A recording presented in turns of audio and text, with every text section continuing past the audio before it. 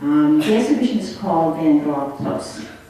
And the exhibition is about images that Van Gogh painted in the last 4 years of his life. And I want you to think about the fact that he dies when he is 39 years old. He doesn't become a painter until he's 31. And he comes to Paris in 1886. He dies in 1890. He comes to Paris in 1886. And the paintings you're going to be looking at come from these last 4 years of his life. So, and he does, during that period, he does some 400 paintings. In the last 3 months of his life, he does 70 paintings in some 80 days. So he's a very prolific artist during these last 4 years of his life. And what this exhibition focuses on is the paintings after he arrives in Paris, and the paintings which he does, which are primarily still lifes and landscape. And when you walk into the exhibition, you see the very large painting on the left, which belongs to the Philadelphia Museum of Art, is always there, it's called Sunflowers. And the one on the right, which is probably about the size that you're seeing it here, but maybe a little lighter. It is, I can't even begin to tell you how bright the colors are when you see the paint in person, and that is, you can't see that here on the screen, so I'm not much we can do about that. So, in Van Gogh's head about sunflowers, I want to make them my own. And when you look at his sunflowers, Jay, can you go to the next one? Yeah, I don't know if you can focus that or make it any clearer.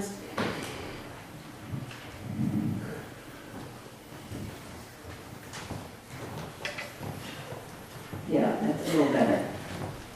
This is a fairly traditional painting of still life. It's images, it's flowers in a pot sitting on a table. And the flowers tell a story. They go from bud to full bloom to seed. So it's really the cycle of life. And that's what most still life flowers do. They have that inherent message in all of them that flowers, once they're painted on the canvas, become permanent. But the image that is being painted is long since decayed.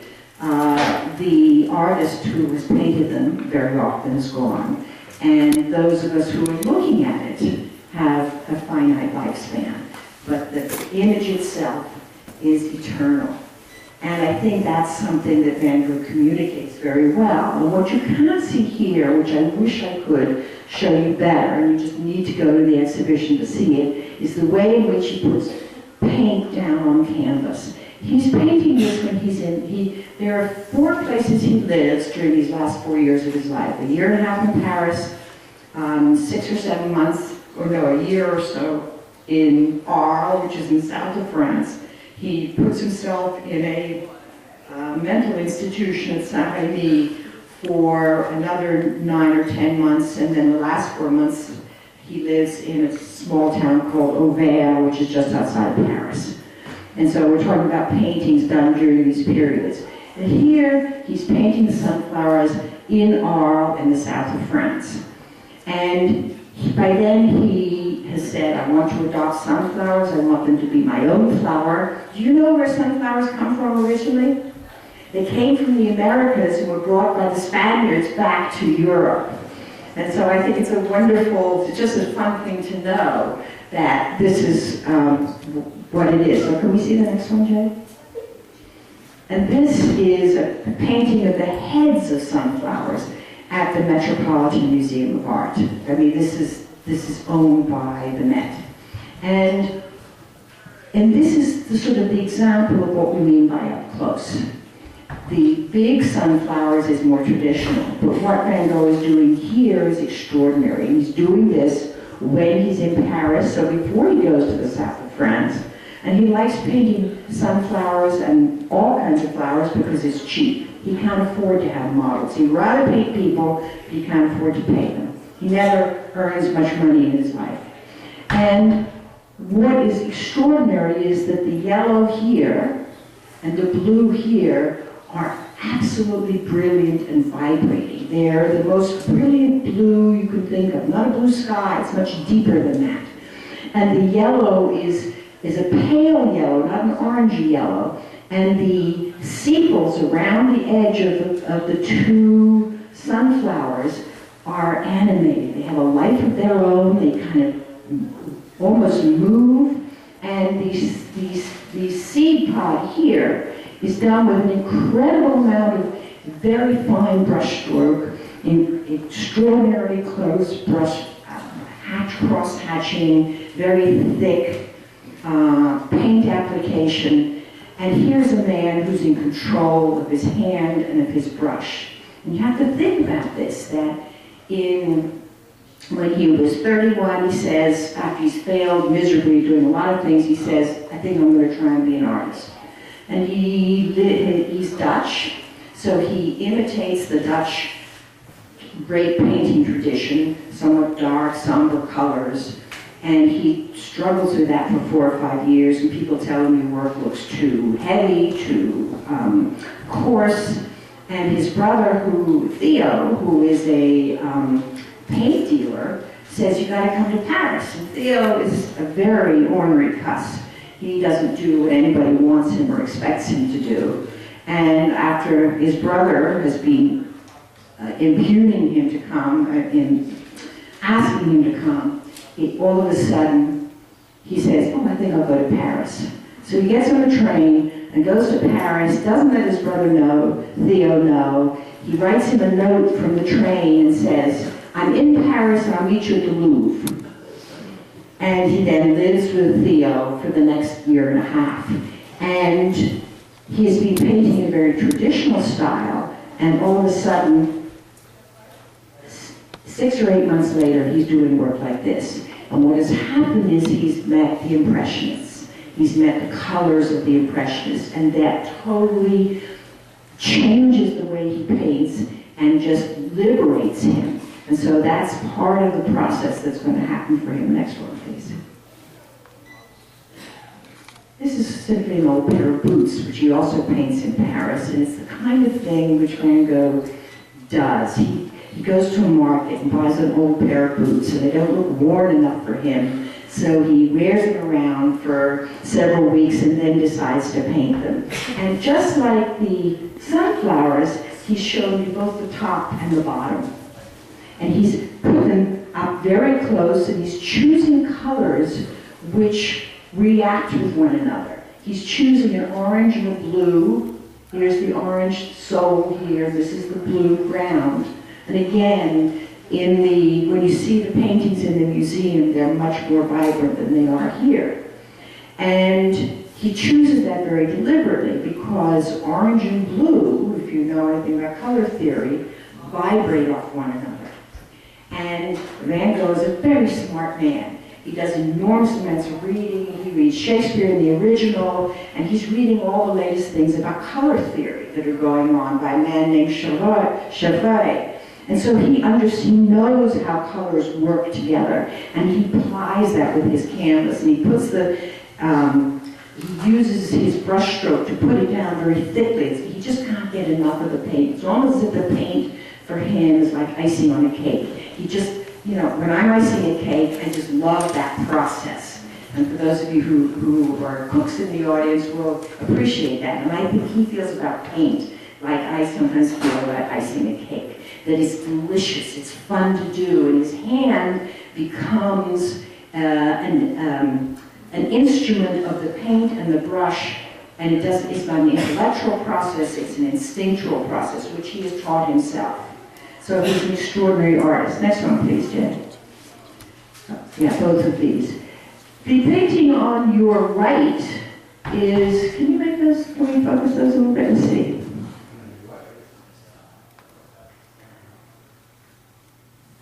I'm trying to make them more focused. The painting on the right is something he does when he first comes to Paris, and this is something he's doing when he's starting to work out, how do I work with colors now that I'm I've seen all the stuff that the Impressionists are doing. This is traditional. It has a dark ground. The paint is very heavily encrusted. The bowl is quite representational, nice and round, with a nice sheen on it. And here you can see already he's experimenting with the background. He's not choosing a sunflower which is bright and perky, but he's choosing one which is already wilted, and the tablecloth and the wall sort of have wonderful creative patterns in them. Next one, please, Jay. I think I'm not going to talk about this one. We go on to the next one. And here is an example of early Paris and late Paris. The one on the right is early Paris. That's hollyhocks, traditional, set in on a table. You're looking at it from one single viewpoint. You're right in front of it. It's a tall painting, which is unusual for still life. And can I see the next one, please? And then look at this one. This is called Fritillaries in a Copper Vase. Fritillaries are not a plant which we grow around here. And this is, again, another brilliant painting. And you can see all the things that he is suddenly learning. First of all, you're looking down on the pot, so that you're sort of standing up above the pot and looking down on it. But at the same time, you're looking directly at these fritillaries, which are sort of like Canterbury bells. They have their flowers which come in clusters, and the leaves are very spiky. And he's taken those spiky leaves and those clusters and created sort of star-like patterns. And then the table is not a table, it's not a tablecloth, it's a radiation of brilliant oranges and greens which come out from the base of the pot, so that the pot, it's like a halo around the base of the pot. And when you look at that paint in person, those grooves of paint are so clear. You can see when he puts each brushstroke, which creates an extraordinary pattern. And so it's the brushstrokes which are very exciting, and this great control that he has. And then the ground is sprinkled with this great, again, this blue and orange, which vibrate off one another, but it's dotted with tiny dots, like this is where some of you may know, the neo-impressionists or the pointillists. Those are people like Seurat and Signac, who decided to experiment with color and use color to create optical illusions. And they did that by using very, very tiny dots. It was a very specific school, founded primarily by Seurat. Other people like Pissarro experimented with it. These are all people who were living in Paris and working. And Van Gogh sees this, and he says, I'm going to do this too. He is like a sponge. Everything he sees, he absorbs. And he can see a painting in a book 10 years ago and then remember something from it and incorporate it into a work of art that he's doing. And we know a lot about how he's thinking about these things because he wrote over 700 letters to his brother Theo. And those letters are all translated into English, and you can actually read them online. If you want to look what he says about sunflowers, you can go online, go into Van Gogh's letters, and click onto sunflowers, and you'll get all kinds of information about it. So the scholarship is really wonderful right now. So Van Gogh takes these dots that all the other pointillists have been doing, and he makes an explosion, like starlit sky exploding behind the fritillaries. Next one, please. And I'm going to show you 3 paintings which are up-close paintings, and all of them were done in Paris, and they're sort of crazy in the sense that he is not doing what anybody else is doing. He's almost, this is called poppies with butterflies. You can see the butterflies right here, and the poppies, and he's using reds and greens. Reds and greens are like blue and orange. They are what we call oppositional colors. They vibrate off one another. And so he's choosing those, and poppies grow wild all over northern France. And he's almost on the ground, with his nose into the poppies, looking at them. And next one, please. This one, I'm not going to talk about this one because it's really hard to see here, but this is fun. You want to go back? I want to go back? I'll talk about it. It's called acacia, and it's just a close-up of acacia trees. And it's wonderful to see again because his brushstroke is so intense. He's almost like he's got his nose in the tree and he's burying himself in what do all these branches look like.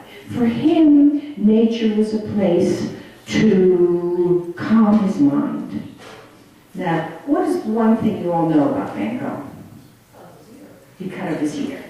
And, you know, there has been so much written about his psychological state, but you want to remember that he's a man who painted when he was in his sane moments. He didn't paint when he was having his psychotic seizures. And this is a man who was very, very bright.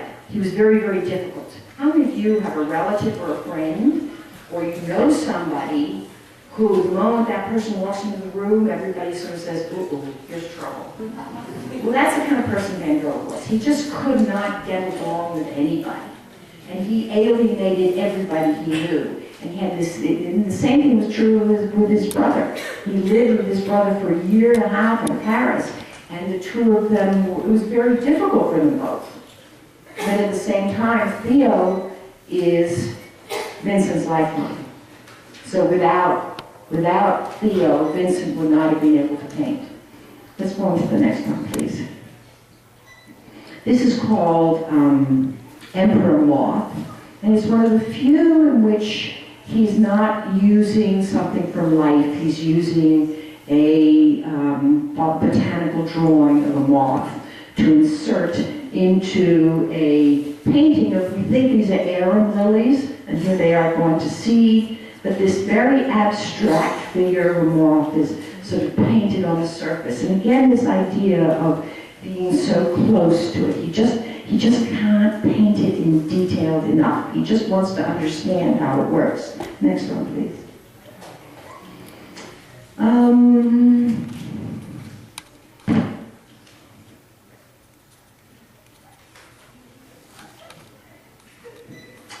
This painting is again done in Paris, and we think it's just a field of grasses outside of Paris somewhere, where he is looking at rows of grasses, clumps of grasses, planted very carefully in diagonal rows, here, here, and then in between the grasses are patches of sort of the debris from the previous year's growth. In this second row of grasses, there are some flowers blooming, and again, these butterflies. I think butterflies were very interesting to Van Gogh. Butterflies have such a fleeting life. They're very short. They're symbolic of sort of a transient beauty, and who's trying to capture them all the time. But again, what is dynamic about him is the way that each clump of grass, with the strokes, I'll try not to make you too dizzy with this light, these strokes just radiate out from the center, and they take on a life of their own. And the colors that he intertwines and connects, this is basically a green painting, but it's not green. It's blues and yellows and pinks, and they're all sort of carefully woven together. Next one, please. Path in the Woods. He does a whole series of paintings which a lot of Frenchmen were doing at this time, called sous-bois, meaning undergrowth or underwoods. And it comes out of the Fontainebleau school, where artists want to get back into nature. And what Van Gogh does is he eliminates the horizon entirely. You are swallowed up, the path goes, but it disappears. The trees are like vertical patterns, and the white paint glistens across the surface. One of the qualities of Van Gogh's painting here is that his paint sparkles. The colors sparkle. And there's this sense of joie de vivre, which is incredible for a man you think of as being, you know, totally difficult and ornery and uncomfortable to be around. but his paintings don't show that. Next one. This is a wider field.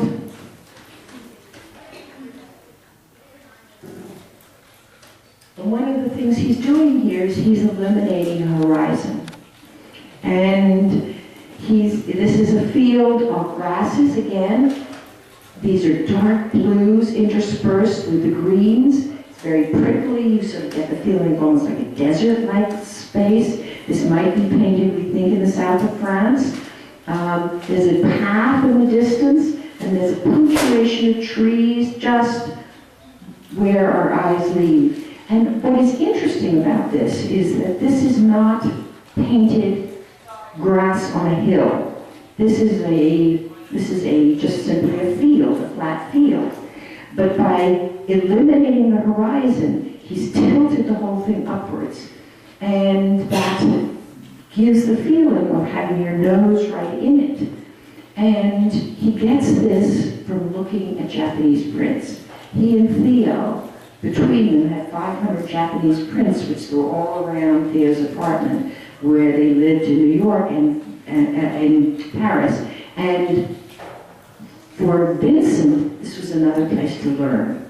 He just could not stop learning. And one of the things he thought was that the Japanese painted very rapidly, and so he felt that he had to paint rapidly too. Now he was wrong about that, because Japanese prints are all done very painstakingly and very precisely with a lot of training, but Vincent didn't see that, and he didn't read that much about it, but he just saw the elegance of the brushstroke having been done very rapidly, and he just thought, I'm going to do it like that. Next one, please. Just a comparison of two different paintings, which are of field. This is a field with dandelions. Who paints dandelions?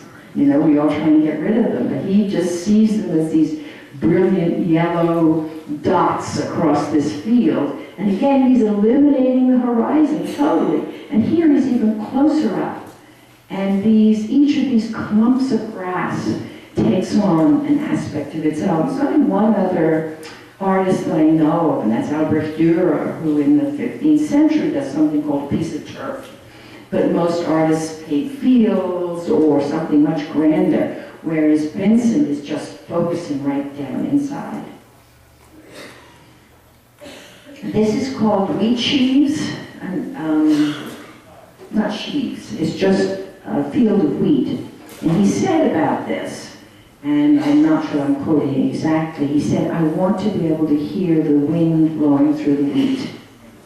So he's got his nose in a field of almost ripened wheat, and the whole canvas is just covered. You don't know where you are. You're lying down in the field. You have the verticals, it's a vertical painting, you have the verticals of the wheat stalks. You have heavily applied on paint in these areas right here and here, which are the wheat, the top of the wheat before it's going, just as it's going to seed. You have a few little butterflies here, and then throughout the whole painting, you have something called probably bindweed, which is like morning glory or something like that, and it's just growing wild among the wheat. And he said of this painting, I think this would make a good background for a portrait. And he does do portraits which have very complicated, rich backgrounds, so I can understand how he would say that. Next one, please. I'm going to show you two paintings of the subject matter which he, let me see.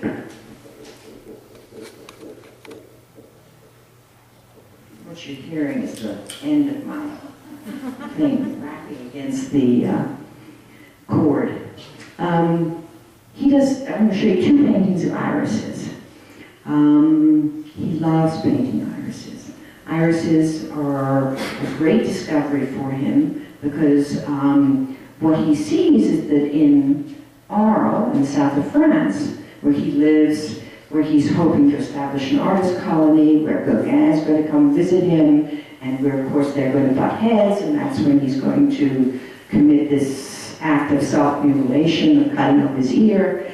But he sees these all over the fields. They originally were cultivated, but they have grown wild in this southern climate, the Mediterranean climate, this climate of Provence. And he loves these iris. He loves the tall stalks that they have. And again, take a look at the base of the plant. It's just like that vase with fritillaria. The ground is coming out in halos of stripes. It's radiating. It's almost like the energy of the growing of the plant is placed there. And you're looking down onto this part of the plant, but you're looking at the side of the plant at the same time. This we call multiple perspectives, which is something the Japanese do. So this is another aspect which he's learning from the Japanese. And here is a whole row of irises growing in a field next to wheat.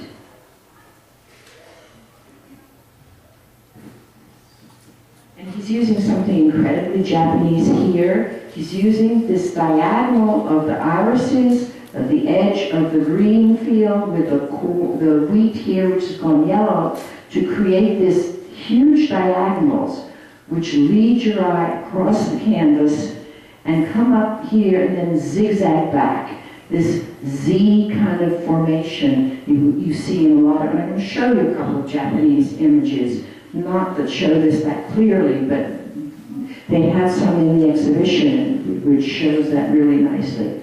So he's fascinated with these irises. Everything is clearly outlined in black. Again, a trait of the Japanese. And something else that's sort of interesting, I think, is that the Japanese paint irises a lot because they're an elegant flower, but so does medieval Europe. So he has seen the irises, which are symbols of the Virgin Mary, because he goes to art galleries, he knows paintings, he knows works of art, he knows what all of these things mean. And he just incorporates them. He keeps on bringing everything in that he knows. Next painting, please. And again, remember that these are all flat fields. These are not hills that he's painting. Sometimes he paints hills, but not here.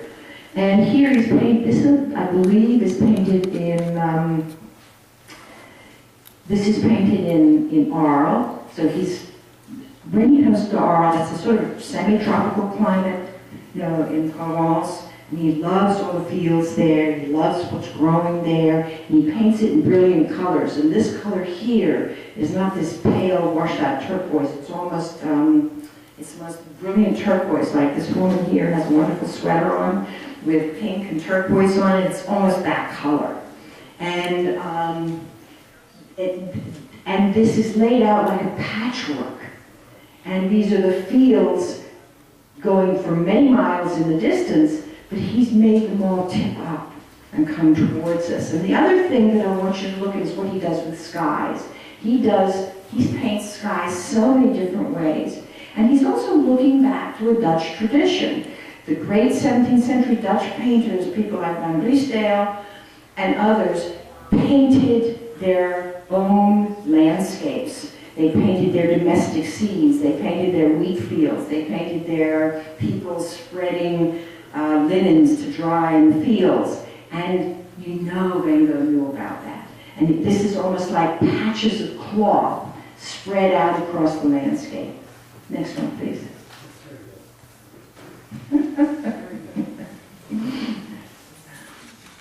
Here is shocks of wheat. And I'm going to show you another one of these, but I want you to look at, he doesn't always do diagonals, but he really loves these strong horizontals too.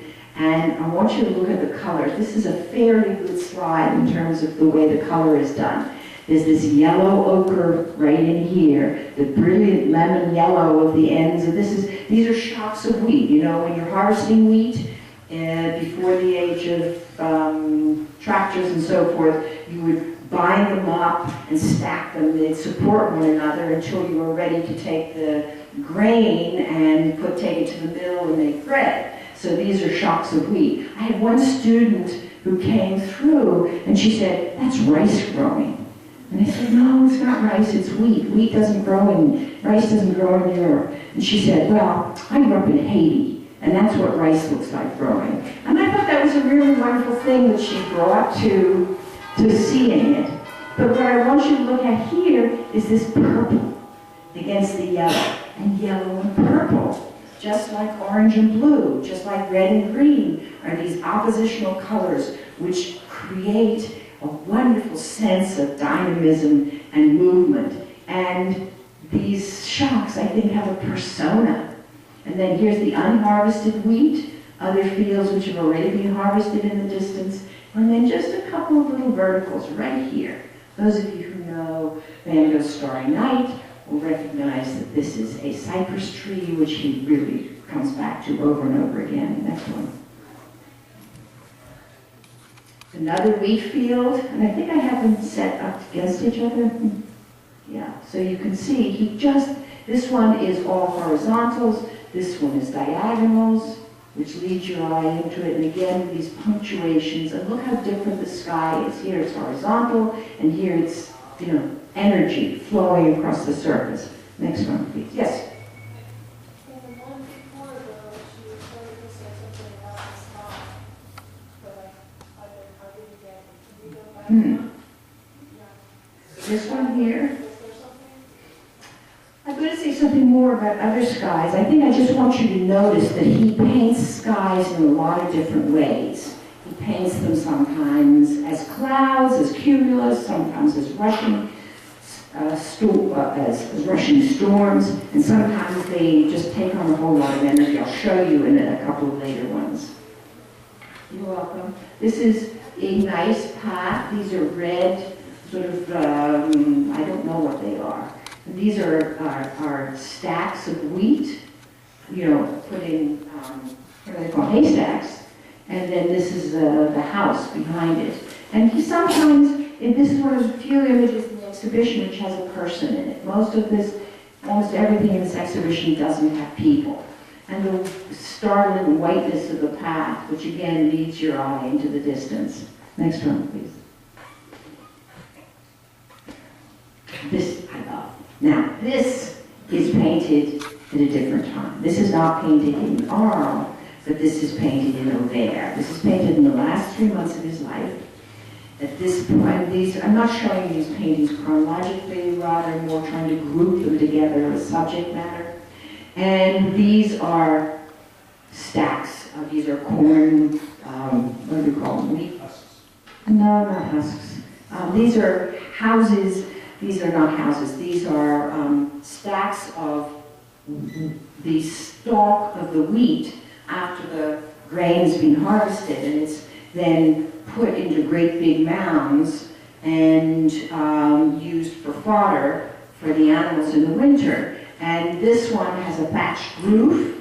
This one is not finished. And here is a patch of some kind of green vegetation growing. And what is interesting about this is several things. The color in this is not nearly as vibrant and brilliant as the ones he does in the south of France. After he incarcerates himself at Saint-Rémy, the insane asylum, the whole tenor of his paintings generally becomes less intense, less vibrant, more muted, and so he's using softer yellows and softer greens that all go together. And then take a look at the way he paints the sky. The sky is done with quick horizontal brushstrokes all the way across, and that gives the sky a kind of energy. And that energy is in every haystack here, in every blade of grass, in every head of cabbage or artichokes or whatever this is, we don't know, along the side. It's almost like the paint is just coming out of the tube and being put on the canvas with a frantic energy that he just wants to get it down there as quickly as possible. Next one, please. And this is, again, a group of haystacks, hay shocks, done later. And the color in this is off. This is a much paler yellow, and these are purple. And I always think that these look like dancing couples. And one of the things that Van Gogh is noted for is the way he can create animation in inanimate objects. He invests everything with a kind of energy, which is just extraordinary. Next one, please. I want to show you this because I want to show you how indebted he is to a painter like Monet. And I presume you all know Claude Monet, the Impressionist painter. And this is, there's a painting in the Philadelphia Museum of Art, which we have hanging in our galleries by Monet, which is very much like this, with few scattered poppies in among the fields. And those of you who've spent time in Europe also know that in the months of June and July, you see these stretches of fields where there are these wonderful red poppies growing everywhere. And so he's looking at what Monet is doing. Next one, please. And then he creates his own poppy field. And this I'm so disappointed in the way this color is on the slide. It's just a bad image that I got, because this is almost one total red mass. And look at the sky. Again, this is done at Auvert, so this is done late. And this sky is as agitated as the field is.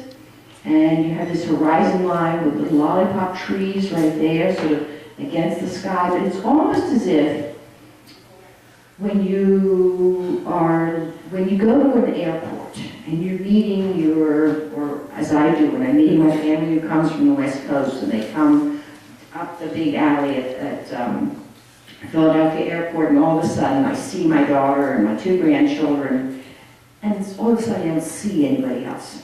They're the only people that are in my frame of vision. And when Vincent paints these poppies, it's almost as if he sees nothing but the poppies, even though they're in nature far more spread apart, they're far more isolated. He just loves this red, and he just has covered this whole field with red dots so that the red and the green just jump out at one another. Next one, please. Now here's a painting which you can all help us with, because we have no idea what's going on in this painting. This is and I'll explain that a little more. This is a small village near Auvert, and it's called, the name will come to me in a minute. And it's a village which no longer exists. It's being overcome by other bigger, more urban areas. But it's outside of Paris. And wonderful houses, very sort of eccentric roof lines, another great field, wonderful diagonal, sort of a funny tree here. But then what's this? This is a brilliant blue. We have no idea what that is. And the curators who said, who we all said to them, what is that? Why is that blue thing there? And they said, we don't know. So if you have a better idea, did he just like blue against the yellow? Did his brush just take him out that way? Did he want to repeat these curves that are right here? We don't know. Next one, please. If you take the blue out, the painting gets flat. Okay, so the way to do that is to go like this, put your thumb up and cover it over. So that's very often what happens. You know, the colors are used to punctuate something. Next one, please. Oh, it's already there. Thank you.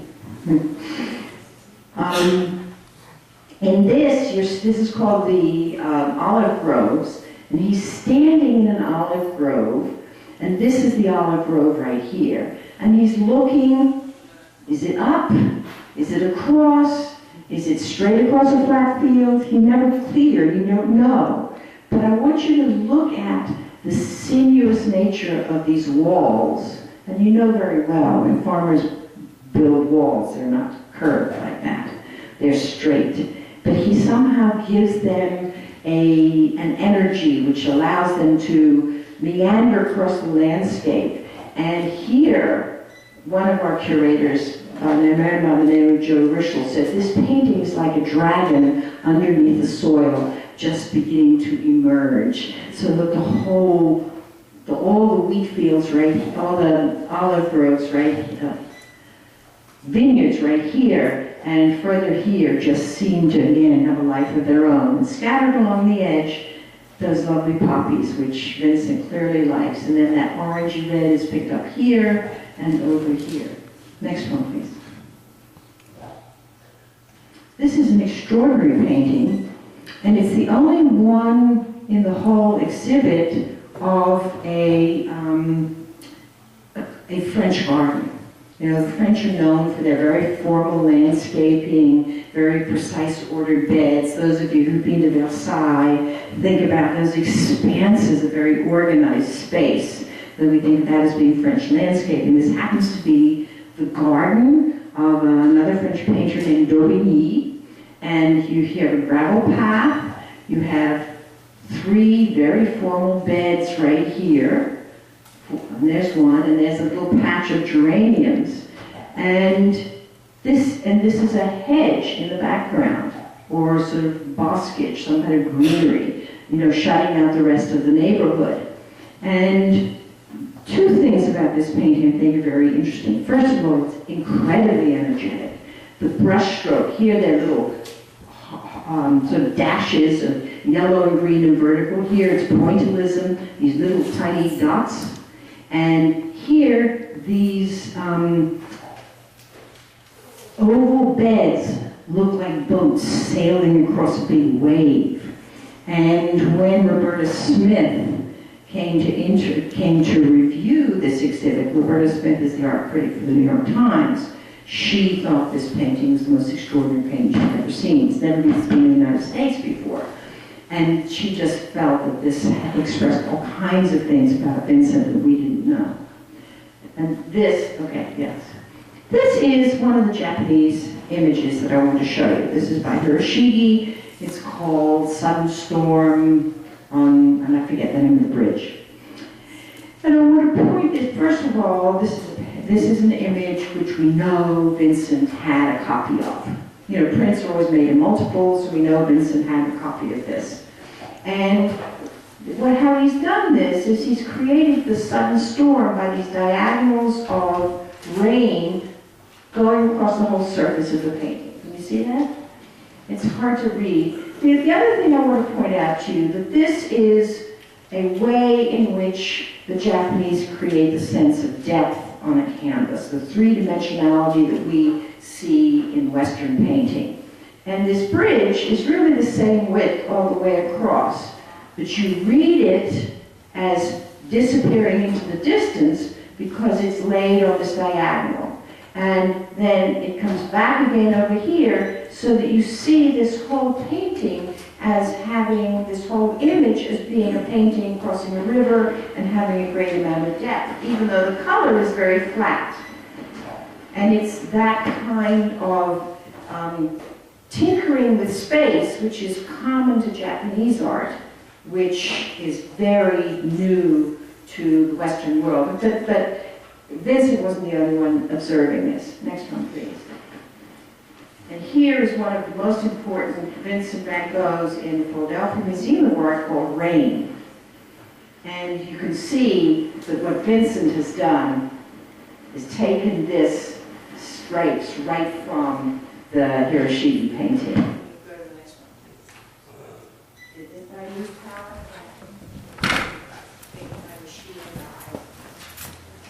Yeah, it was making crackling noises. I will try and talk loudly for the minute until this gets. Okay? Can you hear me? No.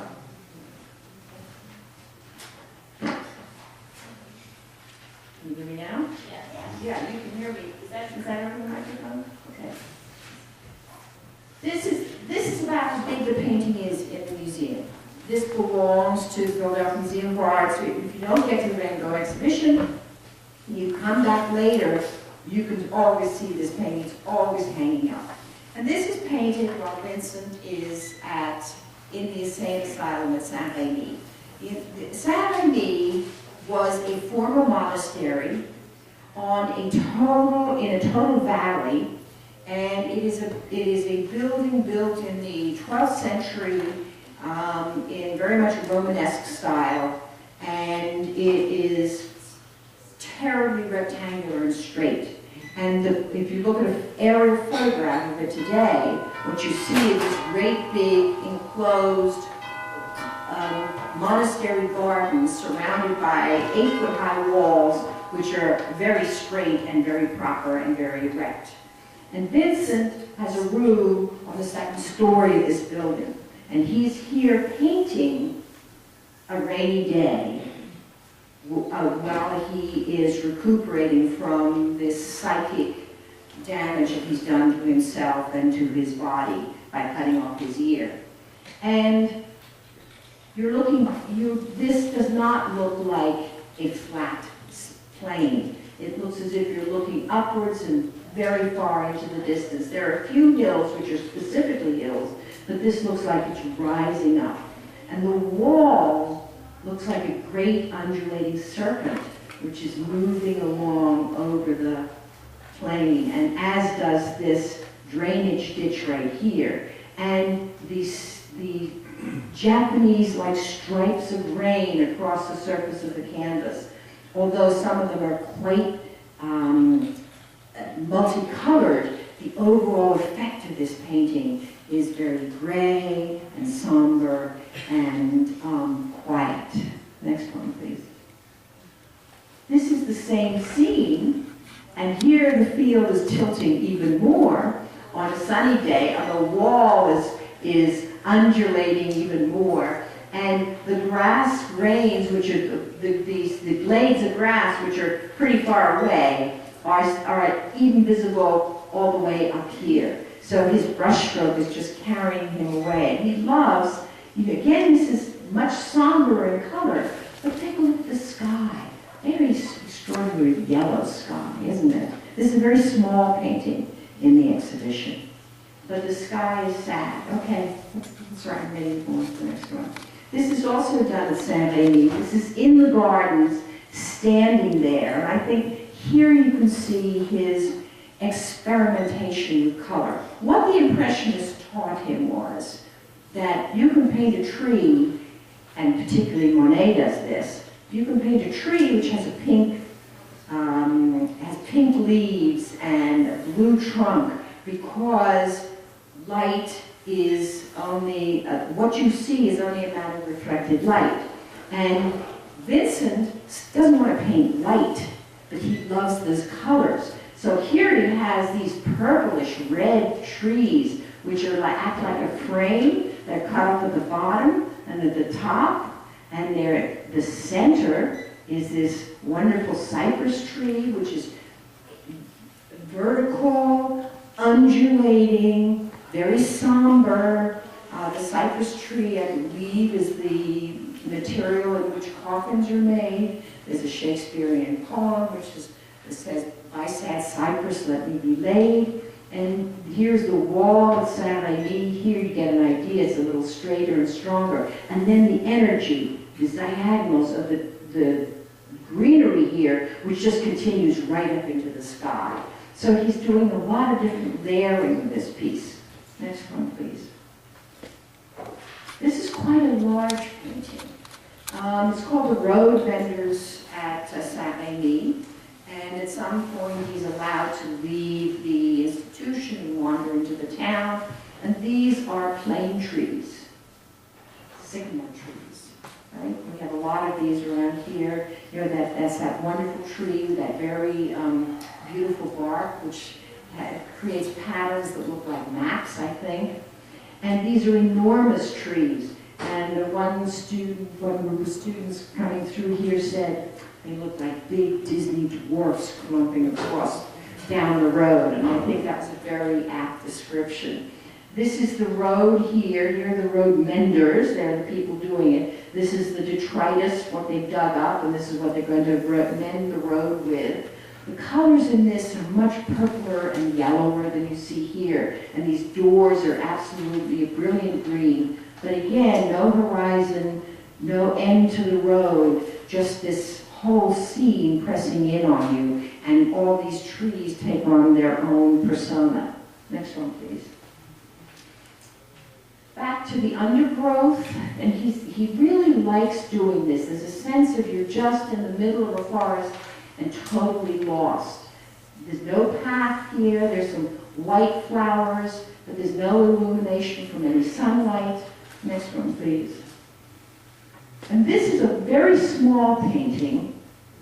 It's actually done early on, and it is, I hate to say this, this is so brilliant and so, in the sense that the colors just sparkle. When you see it in the museum, it looks like bling.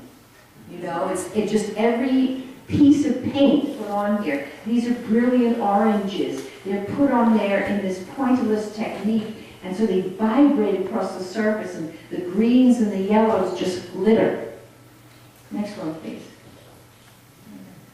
Yes, that's a room for everybody. This is a fairly large painting. It's a double square canvas. He does several of these. And this is the one which lends itself to the most, what is he thinking about there? What is his views about? And here you can see this is a wood of what we think are Lombardy poplars. Lombardy poplars are grown all over Europe. They were originally planted by the Romans along long Roman roads to shelter the marching armies so they wouldn't have the hot sun beating down on them. And they were since then adapted for use as masts for trees. And what you have here are these incredibly purpley, this is one of the best images. The color is good, the size is good, the glowing nature of it is really good. And these trees are in straight lines which disappear into the distance. They're sort of like marching trees. And brilliant spring flowers, but because this is so dark back here, and these trees are so purple, we don't read them as being so very joyous. And then right in the center is a man and a woman who are almost faded away by the flowers around their base, and the woman's head is tilted down, and she almost is part of the background. She's almost not a person. If it weren't for the outline of her dress, and again, Vincent is outlining everything in darks, very much like the Japanese, taking that again from the Japanese, and you wouldn't even know she was there. This is done in the last months of his life, so this is an interesting painting. Next one, please. And now we're going to talk about a whole series of still lifes, which are just so vibrant and so much fun. This is apples, and this again is a good slide. This is a good image for you to look at, and you can see this wonderful brushstroke right here. And on every pair, the brushstroke is varied and different and vibrant, and each of these pairs seems to have their own little persona, one way or another. And is this on a flat table, or is this on a cloth? Are they being tilted up and poured down on you? And he's using yellow and blue, which are primary colors, with a little bit of red thrown in here, and then this sort of energy of the way in which he lays the brushstrokes down at the base. Next one, please. He does two of these. He does many of the other ones, these apples. And here you have no idea. Is this on a table? Is this, and look at the extraordinary colors in the background. These are done in Paris. He's just loving these turquoise and reds together. He's tasting how good the colors are when he puts them down. And the other thing, I think, he's very aware of Cézanne. Who paints all these apples? See, there's been books written about Cézanne and painting apples, and how he paints them, and why he's so good at doing it. And Vincent knows about Cézanne. Cézanne is down near Marseille. He's right down the road, and they all know about each other. He sort of he had a love-hate relationship with every other artist. He wanted to be their best friend, but then he also wanted to be better than that person. And so he just couldn't establish a good relationship. I don't know that he ever met Cézanne. Next one, please. And this is the same kind of thing, but this done in yellows and sort of browns, and then this little touch of blue right here. And here his name is signed very clearly. He signs a lot of his paintings in Paris, but then he stops signing them. It's almost like he just is too busy, because he's painting so much. And there's a painting very much like this, which has on the front of it, à mon ami Lucien. And Lucien is Lucien Pizarro, who's the son of Camille Pizarro. And so this again shows you that Vincent was establishing relationships with everybody. Next one, please. Shall I tell them about this one? Maybe I will. This is one of my favorite still lifes. It's quite small, and it also shows up well here. And this is such an exciting painting in the way that the brushstroke is put down. Notice yellow and purple are the primary colors. I mean, the colors he uses mainly here, and yellow and purple are these oppositional colors which vibrate off one another. And the way in which he's laid down the background here, whatever it is, it's almost like he's standing over this fruit arranged on a table and just put his nose right in there. And what is very interesting to me, and this is a Cézanne apple right here, so you know he's seeing that, right? And in the Barnes Foundation is a nude done at the same time by Vincent in exactly these colors. And it's just, so when the Barnes Foundation opens up in Memorial Day weekend, and I'm sure you will, some of you at some point will get down and go see that. Remember Vincent's still life when you go to see this little nude. Next one, please. A Japanese print which I want to show you. This is called Cherry Blossoms. We know that Vincent owned this too. The next one, please, Jay. And you can see very clearly where this comes from. You know, what is he looking at? The outline, the careful delineation. And the next one, please. And this painting is a little bigger than you see it right here. The blue is a little more brilliant, but the branches and the leaves show up beautifully. This was done while he was at Auvert, and it was done as a present for Theo's son. Theo's son was born in January of 1890. Theo was married before that, married to a woman named Johanna van Bongen. And they called their son Vincent. And Vincent was so excited about this, that somebody would bear his name, that somebody loved him enough to call him by his name. And he painted this flowering almond blossoms, the first night of spring, for his brand new nephew. And it's just the most extraordinary painting, which is the last painting in the exhibition. And it's almost as if Vincent is lying down, looking up into a whole cloud of almond blossoms on very old trees. And he's carefully delineated the sort of age and the gnarled nature of these trees so they have their own life.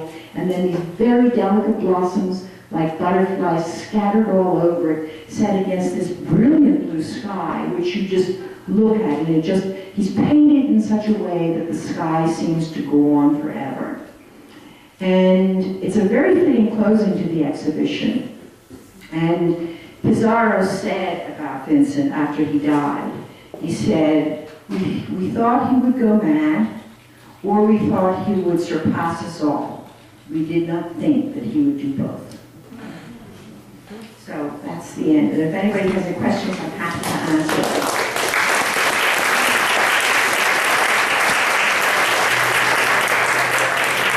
Yeah, let me just get a drink. I'm suddenly right now.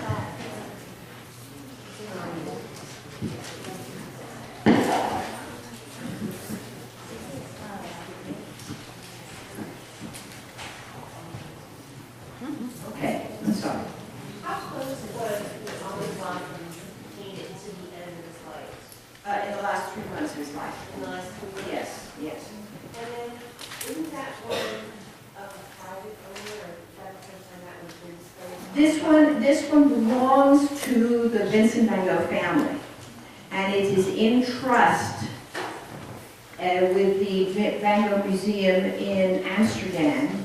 And when they understood what this exhibition was about, they said, we think that this this would be an appropriate painting for the exhibition, and I don't think he's ever traveled outside of Holland before. So that's really special. This exhibition is going to be in Philadelphia from May 2nd or 3rd, something like that. And then it goes to Ottawa, Canada, and then it's done. So it's a fairly limited exhibition. It's not like the Barnes when it traveled. We went to 6 or 7 venues. This is just the only place that it's going to be. Let me say one other thing about Johanna van Bongen, who was Theo's wife. Theo, when Vincent died of a gunshot wound in August of 1890, and he staggered back to his residence, and they immediately notified Theo, who was an hour and a half away in Paris, and Theo came out and was with Vincent when Vincent died. And then Vincent was then buried in Auvers. And a lot of people attended his funeral. He was beginning to be recognized about 6 months before he died. And 6 months after he died, he was internationally known. So he sort of just missed all of that. And Theo was so distraught when Vincent died that he collapsed. But Theo was severely syphilitic, as was Vincent, and we think this has a lot to do with, certainly with Vincent's not being very well towards the end of his life. And when Theo collapsed, the syphilis reached his brain, and he lived only 6 months after Vincent, and Johanna van Bongen insisted it wasn't syphilis, although the doctor told her it was, and she took him back to Holland, and he had to live in a straitjacket for the last few months of his life. It was a very painful, horrible death. But Johanna recognized that she needed to do something with all of Vincent's work. And it is because of her that we have all the letters that Vincent wrote to Theo. And I think I told you some 700 of them. And all the paintings. So if it hadn't been for her recognizing how important Vincent's work was, we never would have been able to learn all we can about Vincent. Okay? Yes? How are these paintings displayed in the exhibit? Are they according to his No, they're painted according to category. They're categories of sort of more traditional still lifes. There's a room called grasses, which are just the way he paints grasses and those wheat fields. And then there's a room called high horizons, where it's clearly he's shifting his horizon from a low to a high horizon, a la japonisme. There's a gallery which is situated right next to all the Japanese prints as a whole. There's maybe 30 or 40 Japanese prints in an alcove, so you can see how influenced Vincent was.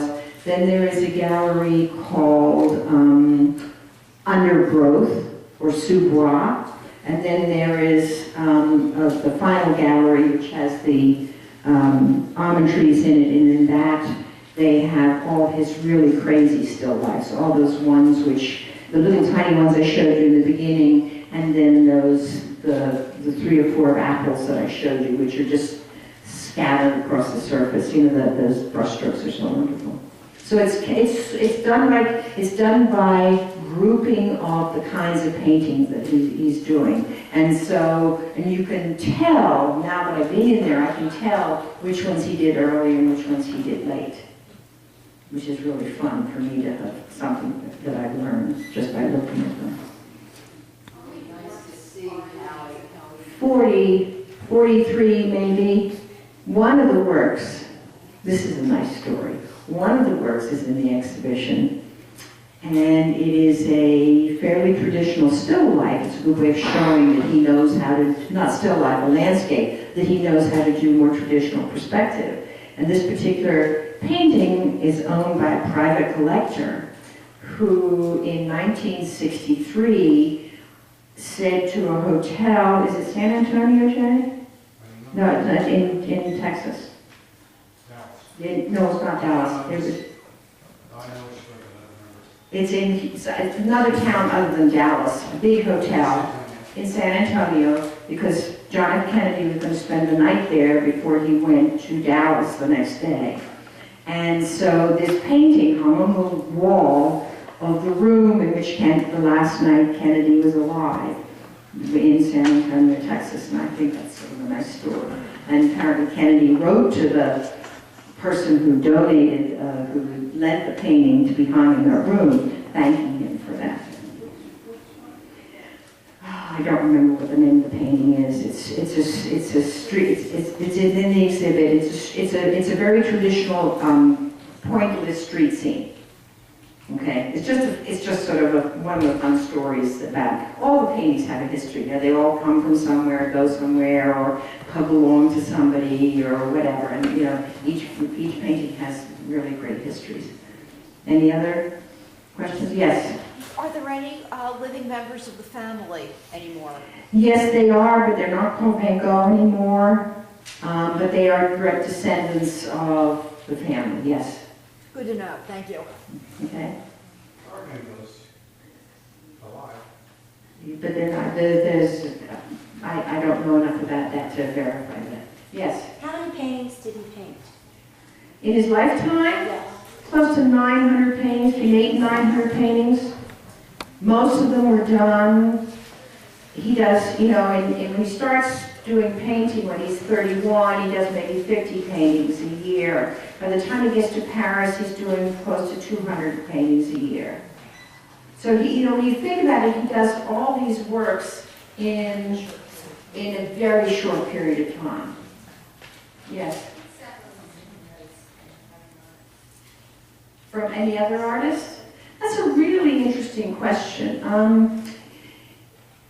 I always think about him as being a precursor of many 20th century artists, because what Vincent does is paint from his psyche. And I don't mean he's painting his psychological feelings. What I mean is he paints very instinctually. And he looks at something and he sees it and it appeals to him visually, and he tries to paint what the feeling that is evoked by what he sees. And it is only when Jackson Pollock starts to paint and does what we call action paintings, and the most important thing about Jackson Pollock is the action of his throwing the paint down on the canvas. And in many ways that is sort of seen in Vincent. You know, I think his is a painting of fingers doing things which he's not even sure they're doing. You know, they just paint in this most wonderful way. Because nobody taught him how to do these brushstrokes, and I can't tell you enough that looking at his brushstrokes is a revelatory experience.